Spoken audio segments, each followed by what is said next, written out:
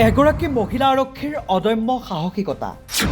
নিজৰ জীৱন তুচ্ছ কৰি ৰক্ষা কৰিলে দুই যুৱকৰ প্ৰাণ গংগাত ডুব যোৱা দুই যুৱকক উদ্ধাৰ মহিলা ট্ৰেফিক আৰক্ষী তৰা কুমাৰীৰ পাটনাৰ দীঘাঘাটত দুই যুৱকক উদ্ধাৰৰ বাবে পানীত জঁপিয়াই পৰে মহিলা আৰক্ষীগৰাকীয়ে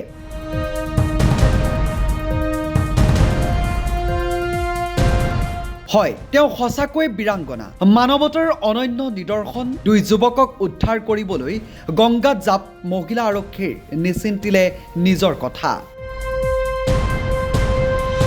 কৰ্তব্যৰ খাতিৰত নিজৰ প্ৰাণকো তুচ্ছ জ্ঞান কৰি এগৰাকী মহিলা আৰক্ষীয়ে গ্ৰহণ কৰা সাহসী পদক্ষেপে বিহাৰৰ ৰাজধানী পাটনাৰ আৰক্ষী বিভাগৰ লগতে সাধাৰণ জনতাকো এতিয়া গৌৰৱান্বিত কৰি তুলিছে গংগা নদীৰ প্ৰবল সোঁতত ডুব যোৱা দুজন যুৱকক বচাবলৈ পাটনা আৰক্ষীৰ মহিলা কনিষ্টবল তৰা কুমাৰীয়ে কোনো ধৰণৰ সুৰক্ষামূলক সঁজুলি অবিহনে উফন্দি থকা নদীত জঁপিয়াই পৰা ঘটনাই মানৱতাৰ এক বিৰল নিদৰ্শন দাঙি ধৰিছে সম্প্ৰতি এই সমগ্ৰ ঘটনাৰ এটা ভিডিঅ' সামাজিক মাধ্যমত ভাইৰেল হোৱাৰ পাছতে তেওঁৰ সাহসিকতাক সকলোৱে প্ৰশংসাৰে উপচাই দিছে পাটনা ট্ৰেফিক আৰক্ষীৰ এগৰাকী কনিষ্টবল তৰা কুমাৰীয়ে দীঘাঘাটত কৰ্তব্যত নিয়োজিত হৈ থকাৰ সময়তে এই মৰ্মান্তিক ঘটনাটো প্ৰত্যক্ষ কৰে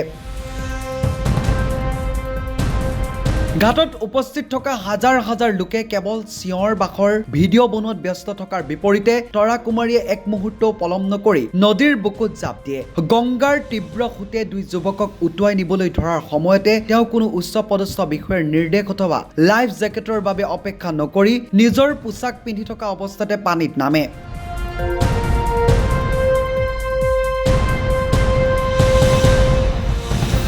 পাটনা ট্ৰেফিক আৰক্ষীয়ে তেওঁলোকৰ অফিচিয়েল ছ'চিয়েল মিডিয়া হেণ্ডেলত এই ভিডিঅ'টো শ্বেয়াৰ কৰি লিখিছে ট্ৰেফিক আৰক্ষীৰ ৰাস্তা পৰিচালনাৰ বাবে দায়বদ্ধ হ'লেও কৰ্তব্য আৰু মানৱতাৰ কোনো সীমা নাথাকে পষ্টটোত উল্লেখ কৰা মতে কনিষ্টবল নং 3150 তৰা কুমাৰীয়ে নিজৰ নিৰ্ধাৰিত কৰ্তব্যৰ পৰা এখোজ আগুৱাই গৈ এক অত্যন্ত সাহসী পদক্ষেপ গ্ৰহণ কৰে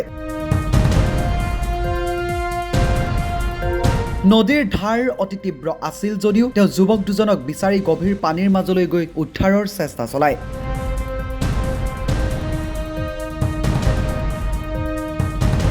নিউজ ডেস্ক ৰিপৰ্ট গণ অধিকাৰ